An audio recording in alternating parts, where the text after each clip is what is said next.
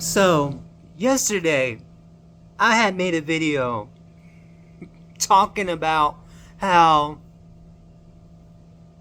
TikTok was going dark and everything, and that video would have been basically signing off and everything like that, and then sharing other social media handles that I'm on, so some of the people that that follow me on my TikTok can follow me on these other social media handles that I'm on. Now, only to have around about 12:30 or 1 p.m. Eastern Standard Time for an news to break that the people at TikTok got assurances from the incoming Trump administration that they will be able to secure, I guess, whatever, get reassurances for their providers or whatever to restore the platform for TikTok. I read the article. I was like, that was quick.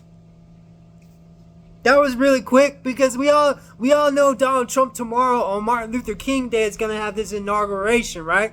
So behind the scenes, they've been, lobbying the Trump, because everybody knows Donald Trump will listen to you if you throw money at him.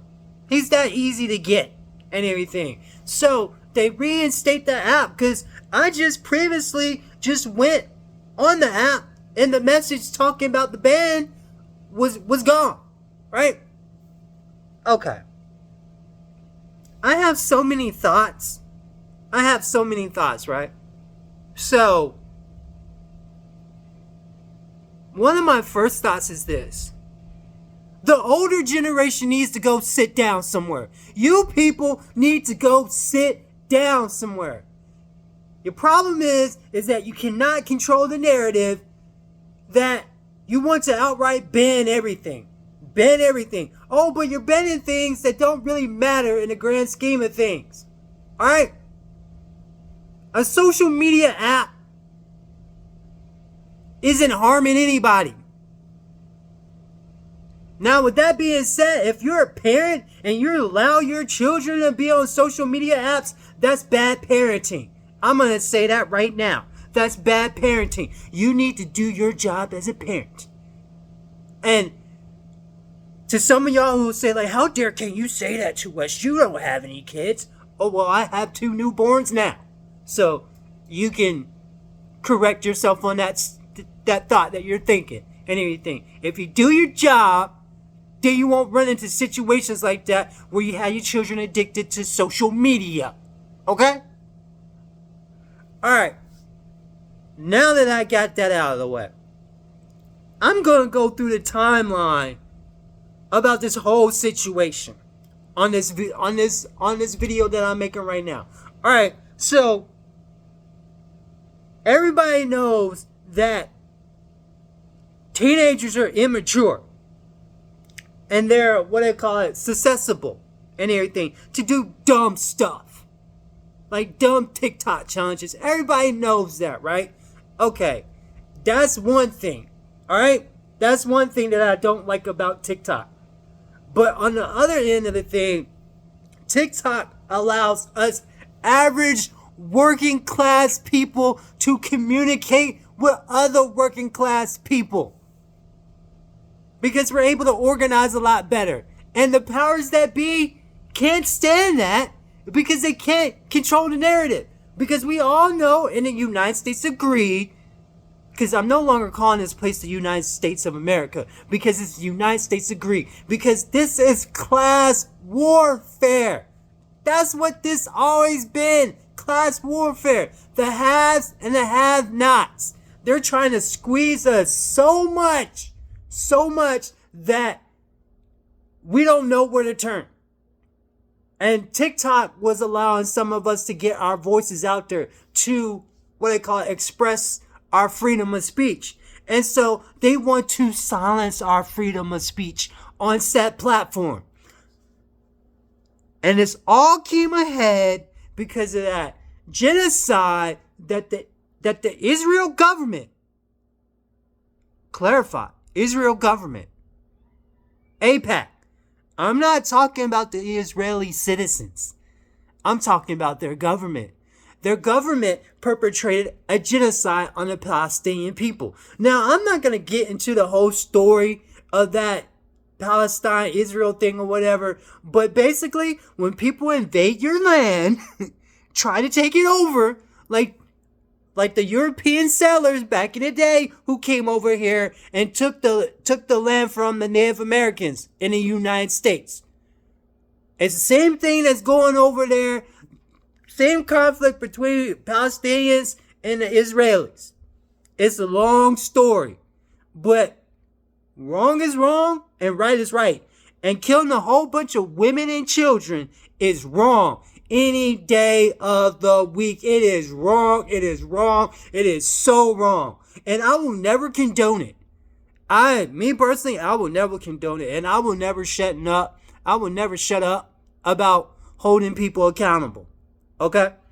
So, when the powers that be realized they couldn't control the narrative because people were sharing what they were seeing happening in Gaza on TikTok, since the majority of the politicians in the United States government are bought and paid off because they're corrupt, because of money in politics, they decided, we got to shut this TikTok thing down because that's what AIPAC was pushing for. So they get together and they're like, we got to shut this out down. And then we got to claim that it's a threat to national security. National security. National security, my ass. My ass. I'm going to say it like that. National security, my ass. And the reason why I'm going to say it like that is because all these other social media apps that we have on our phone have our data already. The United States government follows us. The phone that I'm talking to right now tracks my location. Come on. Like, this isn't rocket science. Our government, the United States government, already follows us. They already have our data and everything. And you can thank the 9/11 situation for that. All these, privacy acts and stuff. And so, when they demonize the Chinese people, saying that Chinese people, and I'm break it down, that average Chinese people can't stand us. Them people don't give a about us. They've got their own lives to live like we got our own lives to live. And anything. It's the government, the people in the 1% who stir this up, who do this fear-mongering mess to control us. This is a whole manipulation of control. At the end of the day, it's to control you, to distract you from what's really going on in front of your eyes. Anything. And what's going on in front of our eyes is that a majority of us hadn't gotten raises in forever. And we're struggling to get by. And we were sold on this cockamamie BS American dream nonsense, which is not the reality of the situation and everything. Because when everything is high, how are you able to save anything? It's damn near impossible. Damn near impossible. And some of us are putting off, going to see the dentist or going to our healthcare provider if we have healthcare to get the care that we need because we don't want a bill. I mean, this is not rocket science, but some of y'all are so distracted by all this nonsense out here, distracted by consumerism. I'm going to say this, if you actually looked at your budget, broke down your budget and realized where your money's going to and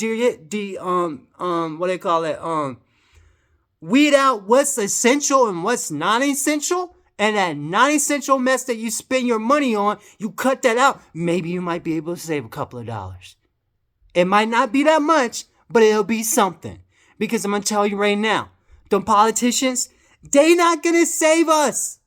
We're going to have to save ourselves at the end of the day because this is class warfare. This is class warfare. So now that they reinstated this app, TikTok, guess what? I'm still going to be on Red Note because I actually want to learn Mandarin. I actually want to do that. I actually want to learn Mandarin. I want to learn about the Chinese culture. And that's something that I'm looking forward to. Because just because TikTok is like, reinstated right now, don't mean it's going to, stay, reinstated and everything. So, hey, what they call it, I have what they say, contingency plans. Because I use my social media as a tool. At the end of the day, this is a tool that I use to get my voice out there and to call out the hypocrisy as I see it.